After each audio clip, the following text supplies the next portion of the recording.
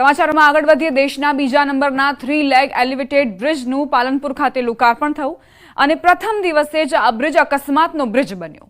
4 કલાકમાં જ આ બ્રિજ પર 2 અકસ્માત સર્જાયા। વાહન ચાલકોના મતે બ્રિજ પર વાહનો માટે સેફટી અને દિશા સૂચક બોર્ડ નથી, જેના કારણે અકસ્માત સર્જાયા। કોઈ પણ વાહન ગમે ત્યારે ગમે ત્યાંથી આવી જાય અને ગમે ત્યાં ઘૂસી જાય છે, ગમે ત્યાં વળી જાય છે, એટલે બ્રિજ પર ચાલવાની અથવા તો સાઈડમાં ચાલવાની વાહન ચાલકોને ખબર નથી પડતી। અગાઉ બ્રિજના નિર્માણ સમય પણ ગટર પડવાનો બનાવ બન્યો હતો, જેમાં 2 યુવકોના મોત થયા હતા।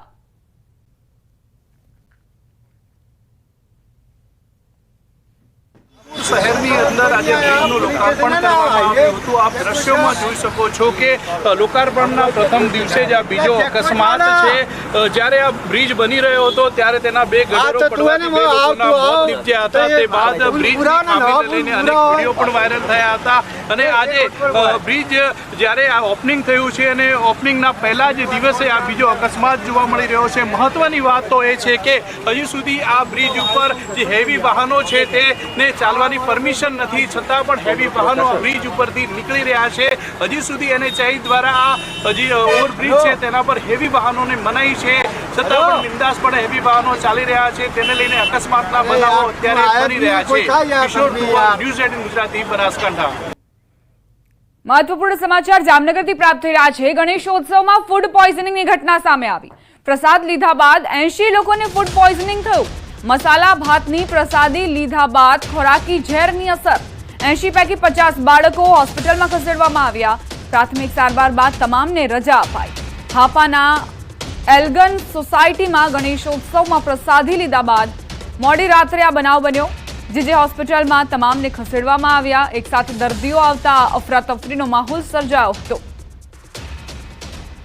સંવાદદાતા કિંજલ જોડાઈ ગયા છે વધુ જાણકારી સાથે। કિંજલ, શું આખી ઘટના? બિલકુલ દીપા, જે પ્રકારની વાત કરવામાં આવે, હાલ ગણેશોત્સવ ચાલી રહ્યો છે ત્યારે જામનગરમાં પણ ઠેર ગણેશોત્સવ ઉજવાઈ રહ્યા છે। ત્યારે હાપાની એલ્ગન સોસાયટીમાં જે ગણેશ ઉત્સવ છે, આ સાર્વજનિક ગણેશ પંડાલમાં ગઈકાલે પ્રસાદીનું આયોજન કરવામાં આવ્યું હતું। જે મસાલા ભાત બનાવવામાં આવ્યા હતા, આ ભાતની પ્રસાદી આરોગ્ય બાદ 80 જેટલા લોકોને ફૂડ પોઈઝનિંગની અસર થઈ હતી। ઝાડા ઉલટી જેવી અસર થતા તાત્કાલિક લોકોને સારવાર માટે જીજી હોસ્પિટલ ખસેડવામાં આવ્યા હતા। એક સાથે 80 જેટલા લોકો, એમાંય ખાસ કરીને 50 જેટલા જે બાળકો છે એ બાળકો પહોંચતા અફરાતફરી બચી ગઈ હતી અને જ્યારે ખાટલા ખૂટી પડ્યા હોય તેવો ઘાટ છે તે સર્જાયો હતો। મોડી રાત્રે તમામ જે લોકો છે તેમને પ્રાથમિક સારવાર આપવામાં આવી હતી અને હાલ તેમને રજા આપવામાં આવી છે। પરંતુ જે પ્રકારે ગણેશ ઉત્સવની અંદર જે ફૂડ પોઈઝનિંગની ઘટના આવી છે તેને લઈને હાહાકાર મચી જવા પામ્યો છે। દીપા, આભાર કિંજલ જાણકારી આપવા માટે। ગુજરાતની number 1 news channel news 18 Gujarati, હું છું આપની સાથે દીપા શર્મા। મહત્વપૂર્ણ સમાચાર પ્રાપ્ત થઈ રહ્યા છે। જો રોડ પર તમને ગટર દેખાય તો સાવધાન થઈ જજો। રાજકોટનો બનાવ દરેક વાહન ચાલક માટે લાલબત્તી સમાન ગંભીર કિસ્સો છે। બેદરકારીના કારણે એક વ્યક્તિનો જીવ ગયો। ભૂગર્ભ ગટરના ખુલ્લા ઢાંકણાના કારણે પડી જતા મોત નીપજ્યું। રાજકોટ મનપાની ગંભીર બેદરકારી સામે આવી છે। રોડ પર ગટરના ખુલ્લા ઢાંકણાથી પડી ગયો હતો વ્યક્તિ। નોકરી પૂર્ણ કરી ઘરે બાઇક પર જતા હતા તે દરમિયાન વ્યક્તિ રોડ પર પટકાયા। ઘાયલ વનરાજસિંહ જાડેજાને હોસ્પિટલ ખસેડવામાં આવ્યા। સારવાર દરમિયાન બાઇક ચાલકનું મોત નીપજ્યું। ગાંધીગ્રામ હીરાના બંગલા નજીક બનાવ બન્યો હતો। 3 સપ્ટેમ્બરે આ બનાવ બન્યો હતો, જે બાદ ઘાયલ વનરાજસિંહને હોસ્પિટલ ખસેડાયા હતા, જ્યાં ગઈકાલે સારવાર દરમિયાન તેમનું મોત થયું। પડધરી તાલુકાના વચલી ઘોડી ગામના વતની વનરાજસિંહના નિધનથી પરિવારમાં ભારે શોક ફેલાયો છે। સવાલ અહીં એ કે આખરે પ્રશાસન ક્યારે જાગશે? હજુ કેટલા ભોગ લેવાશે ત્યારે કોઈ જ કામગીરી જોવા મળશે? ગટરના ખુલ્લા ઢાંકણા આખરે કોણ જવાબદાર? ન્યૂઝ 18ની ટીમ બનાવ સ્થળે પહોંચી, ગાંધીગ્રામ હીરાના બંગલા પહોંચી। ન્યૂઝ 18ની ટીમ જ્યાં બનાવ બન્યો હતો ત્યાં જઈને તપાસ કરી। હાલ પણ ગટરનું સમારકામ ચાલી રહ્યું છે। રોડ પર આ જીવલેણ ગટરો અને નિર્દોષના મોત થઈ રહ્યા છે। કોણ જવાબદારી નક્કી કરશે? કોણ જવાબદારી ઉઠાવશે? મનપા આખરે ક્યારે કાર્યવાહી કરશે આ ખુલ્લા ગટરના ઢાંકણા પર? વરસાદનો વિરામ છતાં પણ ખુલ્લી ગટરો હજુ પણ કેમ જોવા મળી રહી છે? વાહન ચાલકો ત્યાં ખાબકી રહ્યા છે, પરંતુ પ્રશાસનના અધિકારીઓને સમય નથી કે આપ સમસ્યાનું નિરાકરણ લાવે।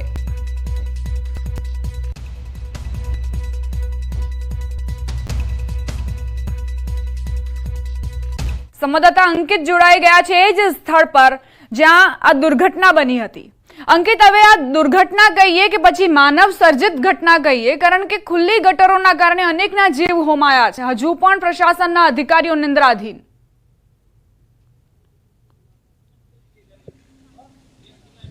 રાજકોટ મહાનગરપાલિકાના પદાધિકારીઓ તેમજ અધિકારીઓની અણઆવડત અને તેમની ગંભીર બેદરકારીના કારણે વધુ એક વ્યક્તિનું છે તે મોત નીપજ્યું હોવાનું છે તે સામે આવ્યું છે.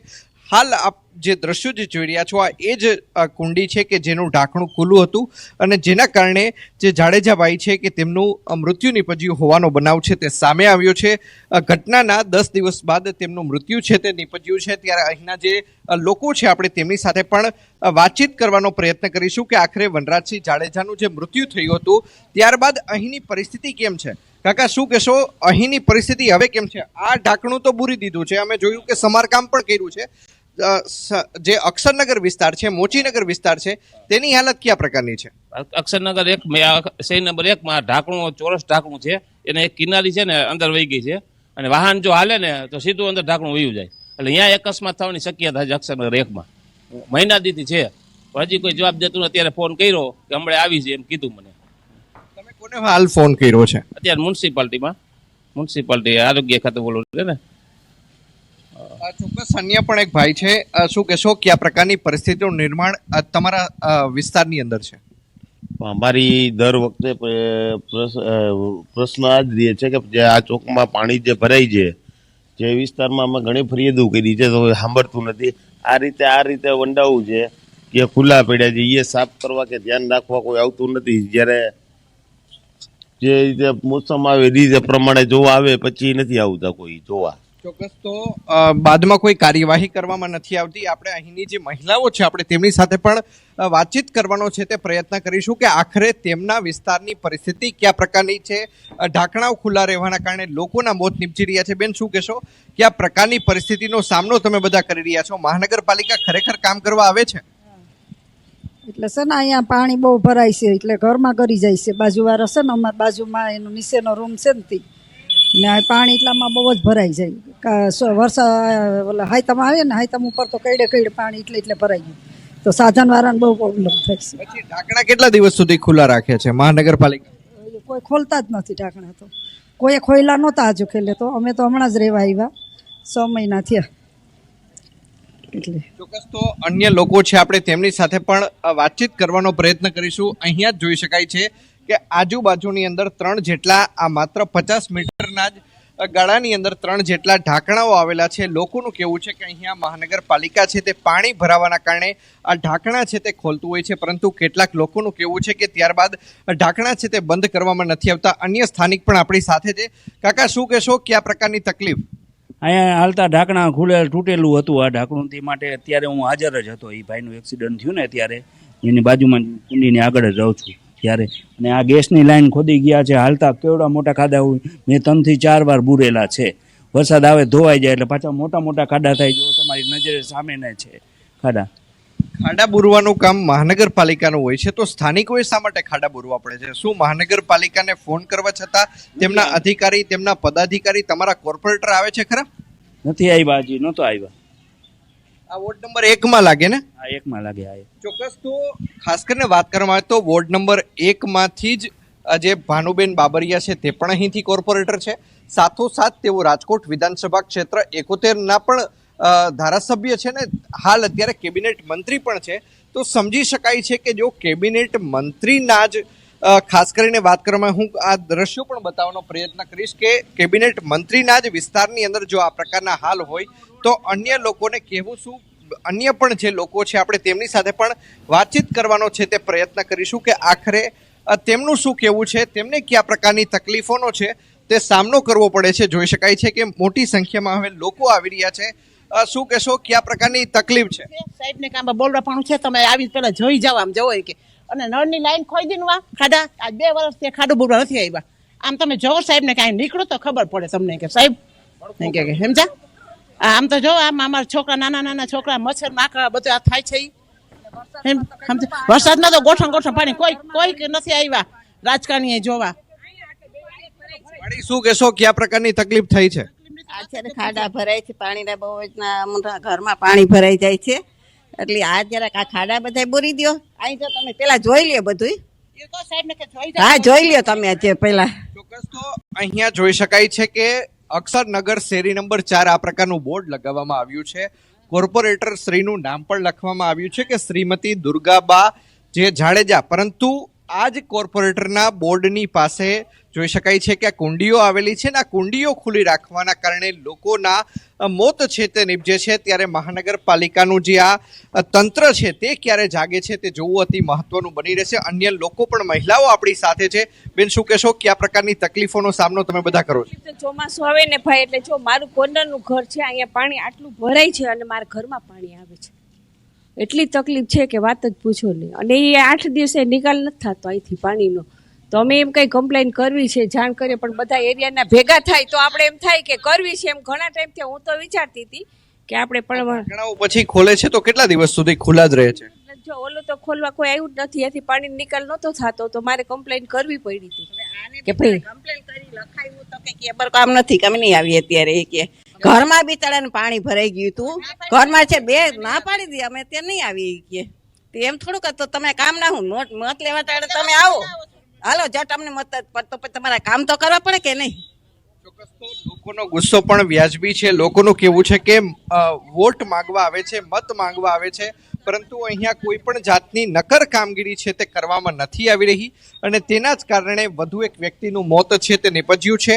અગાઉ ખાસ કરીને વાત કરવામાં આવે તો 1 વર્ષ પહેલા રાજકોટ શહેરના સર્વેશ્વર ચોકની અંદર પણ જે વોકડાનો સ્લેબ ધરાશાયી થતા એક લોહાણા વૃદ્ધાનું મોત નીપજ્યું હતું. સમગ્ર મામલે એ ડિવિઝન પોલીસ સ્ટેશનની અંદર ગુનો પણ દાખલ કરવામાં આવ્યો હતો, પરંતુ આજ દિવસ સુધી એક પણ અધિકારીની કે એક પણ જે પણ વ્યક્તિની બેદરકારી હોય તેમના વિરુદ્ધ ધરપકડ સહિતની કાર્યવાહી કરવામાં નથી આવી. અગાઉની જો વાત કરવામાં આવે તો રાજકોટ શહેરના 150 ફૂટ રિંગ રોડ ઉપર એક લોહાણા યુવકનું મોત થયું હતું. ખાસ કરીને કોન્ટ્રાક્ટર દ્વારા જે ખાડો ખોદવામાં આવ્યો હતો, આ ખાડામાં પડી જવાના કારણે મોત થયું હતું. હજુ સુધી તેમાં પણ કોઈની ધરપકડ કરવામાં નથી આવી. ત્યારે વધુ એક વખત આ વ્યક્તિનો જીવ ગુમાવવાનો વારો આવ્યો છે. પરિવારે એક વહાલ સોયો અને ઘરનો આધારસ્તંભ ગુમાવવાનો વારો આવ્યો છે. અંકિત, સિસ્ટમમાં જે પ્રકારનું તૈયાર કરાયું છે કે કઈ મોટી દુર્ઘટના બને ત્યારબાદ પ્રશાસન જાગે. ટીઆરપી ગેમ ઝોન અગ્નિકાંડ વખતે પણ આપણે જોયું કે એક દુર્ઘટના બની અને ત્યારબાદ રાજ્યભરમાં કડક નિયમો લગાવવામાં આવ્યા. તમામ જે ગેમ ઝોનના સંચાલકો હતા તેમની સામે કડક પગલાં લેવામાં આવ્યા. પરંતુ જો આ પહેલા જ જાગૃતિ લાવવામાં આવે તો કદાચ નિર્દોષ નાગરિકોને ભોગ ન બનવું પડે. અને આ જે ખુલ્લા ગટરના કારણે એકનો જીવ ગયો છે, અત્યારે પણ પ્રશાસનને જાગી જવાની જરૂર છે, નહીંતર હજુ નાગરિકોના મોત થશે. ચોક્કસ તંત્રે જાગી જવાની જરૂર છે, પરંતુ કમનસીબ એ વાત છે કે આ પ્રકારની કરુણ ઘટના છે તે ઘટે છે, ત્યારબાદ મીડિયા પોતાનો અહેવાલ પ્રસારિત કરે છે ને ત્યારબાદ તંત્ર જાગે છે. પાછું તંત્ર જે કુંભકર્ણની નિંદ્રામાં છે તે સૂઈ જાય છે. અત્યારે આપ જે આ લોકો જે જોઈ રહ્યા છો, આ લોકો વર્ષોથી આ પ્રકારની તકલીફનો સામનો કરી રહ્યા છે. એટલા માટે જ કે જ્યારે ન્યૂઝ 18 ગુજરાતી અહીં આવ્યું, એટલા માટે જ આ લોકો છે તે દોડીને આવ્યા. તેમને ખબર હતી કે અમારો અવાજ છે તે કોઈક મહાનગરપાલિકા સુધી પહોંચાડશે. અહીંયા વર્ષોથી જે ખાડા છે તે ખાડાઓ બુરાશે. અહીંયાની જે પાણી ભરાવાની સમસ્યા છે તે સહિતની સમસ્યાઓ છે તે ઉકેલાશે અને એટલા માટે જ લોકો અહીં આવ્યા છે. શું કહેશો, તમારા વિસ્તારની અંદર કયા પ્રકારની તકલીફો છે? બહુ પાણી ભરાય, ઘરમાં બધા પાણી ગળી જાય. 3 દિવસ સુધી ને ઘરમાં. મહાનગરપાલિકાના પદાધિકારીઓ કે અધિકારીઓ અહીંયા આવે છે? નથી આવ્યું. 3 દિવસ અમે પાણીમાં રહ્યા પણ કોઈ આવ્યું તપાસમાં. અમે કમ્પ્લેન કરી તો એ લોકો કોઈ ગટર જોવાય ન આવ્યું. ગટરમાં એટલું પાણી ભરાઈ ગયું હતું અને અમારે આવતું જ નથી. અમે એટલી કમ્પ્લેન કરવી તોય કોઈ નથી આવતું. કોર્પોરેટરો નથી દેખાતા? કોઈ નથી, કોઈ નથી આવ્યું. અમે 3 દિવસ ખાધા પીધા વગરના રૂમ માં રહ્યા. પાણી આટલું ભરેલું હતું અમારા ઘરમાં, તોય કોઈ આવ્યું નથી. આવતા વર્ષે તો મારી ચૂંટણી આવે છે, શું કરશો? અમે મત નહીં દઈએ.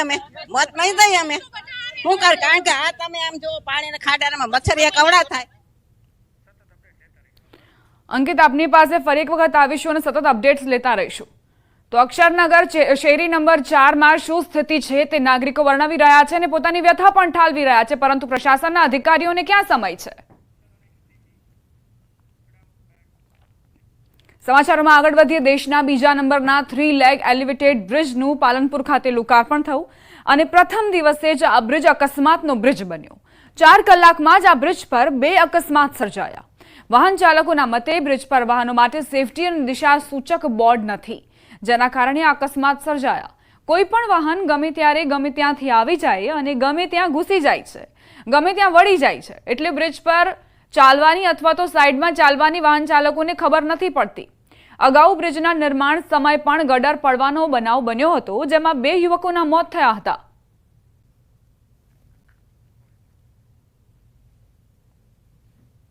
શહેરની અંદર આજે બ્રિજનું લોકાર્પણ કરવામાં આવ્યું હતું. આપ દ્રશ્યોમાં જોઈ શકો છો કે લોકાર્પણના પ્રથમ દિવસે જ આ બીજો અકસ્માત છે.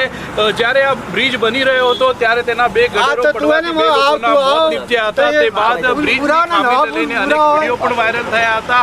અને આજે બ્રિજ જ્યારે આ ઓપનિંગ થયું છે અને ઓપનિંગના પહેલા જ દિવસે આ બીજો અકસ્માત જોવા મળી રહ્યો છે. મહત્વની વાત તો એ છે કે હજી સુધી આ બ્રિજ ઉપર જે હેવી વાહનો છે તેને ચાલવાની પરમિશન નથી, છતાં પણ હેવી વાહનો આ બ્રિજ ઉપરથી નીકળી રહ્યા છે. હજી સુધી NHAI દ્વારા આ હજી ઓવરબ્રિજ છે તેના પર હેવી વાહનોને મનાઈ છે, છતાં પણ બિંદાસપણે હેવી વાહનો ચાલી રહ્યા છે. તેને લઈને અકસ્માતના બનાવો અત્યારે બની રહ્યા છે. કિશોર તુવર, ન્યૂઝ 18 ગુજરાતી, બનાસકાંઠા. મહત્વપૂર્ણ સમાચાર જામનગરથી પ્રાપ્ત થઈ રહ્યા છે. ગણેશોત્સવમાં ફૂડ પોઈઝનિંગની ઘટના સામે આવી. પ્રસાદ લીધા બાદ 80 લોકોને ફૂડ પોઈઝનિંગ થયું. મસાલા ભાતની પ્રસાદી લીધા બાદ ખોરાકી ઝેરની અસર. 80 પૈકી 50 બાળકો હોસ્પિટલમાં ખસેડવામાં આવ્યા. પ્રાથમિક સારવાર બાદ તમામને રજા અપાઈ. હાપાના એલ્ગન સોસાયટીમાં ગણેશોત્સવમાં પ્રસાદી લીધા બાદ મોડી રાત્રે આ બનાવ બન્યો. જે હોસ્પિટલમાં તમામને ખસેડવામાં આવ્યા. એક સાથે દર્દીઓ આવતા અફરાતફરીનો માહોલ સર્જાયો હતો. સંવાદદાતા કિંજલ જોડાઈ ગયા છે વધુ જાણકારી સાથે. કિંજલ, શું આખી ઘટના? બિલકુલ દીપા, જે પ્રકારની વાત કરવામાં આવે, હાલ ગણેશોત્સવ ચાલી રહ્યો છે ત્યારે જામનગરમાં પણ ઠેર ગણેશોત્સવ ઉજવાઈ રહ્યા છે. ત્યારે હાપાની એલ્ગન સોસાયટીમાં જે ગણેશ ઉત્સવ છે, આ સાર્વજનિક ગણેશ પંડાલમાં ગઈકાલે પ્રસાદીનું આયોજન કરવામાં આવ્યું હતું. જે મસાલા ભાત બનાવવામાં આવ્યા હતા, આ ભાતની પ્રસાદી આરોગ્ય બાદ 80 જેટલા લોકોને ફૂડ પોઈઝનિંગની અસર થઈ હતી. ઝાડા ઉલટી જેવી અસર થતા તાત્કાલિક લોકોને સારવાર માટે જીજી હોસ્પિટલ ખસેડવામાં આવ્યા હતા.